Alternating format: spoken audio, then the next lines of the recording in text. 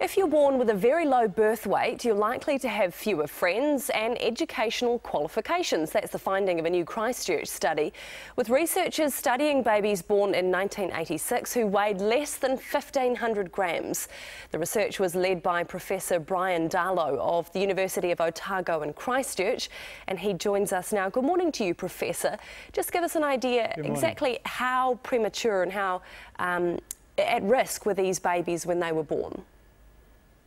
These babies were all born in 1986 with a birth weight less than 1,500 grams, so most of them were at least 8 weeks premature, and many of them as much as 12 weeks premature. So the study that you've now looked at in 2013, they've got fewer educational qualifications, fewer friends. What else have you discovered?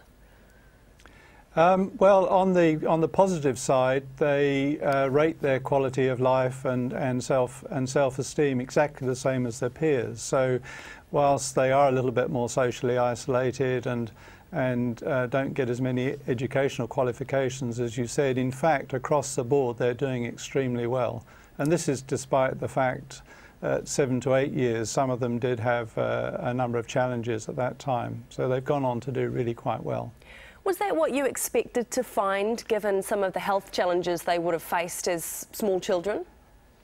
I guess in part we did expect it. There's some overseas studies looking at a similar group of children in late adolescence, and they also found that they rated their own quality of life exactly the same as their peers. But I think we were very pleased that even those with problems at 7 to 8 years have caught up, as it were, with their peers, and their physical disabilities, if they have that, haven't proved too much of a challenge for them. What about their height? You have reported that some were shorter than their peers. Do they catch up over time? They seem to have gone on catching up into adolescence, and they are a little bit shorter and a little bit lighter than their peers. Maybe it's no bad thing to be a little bit lighter, but they're all within the normal range, but they're at the lower end of the normal range, height and weight-wise. What do you plan to do with this information? Will it help inform how premature babies are treated at birth, or what will you do with it? Well, firstly, what we are doing now is seeing them at age 26 to 27 and looking at a whole battery. They come to Christchurch for 2 days, and they have 2 days of physical examination and formal neuropsychological function tests.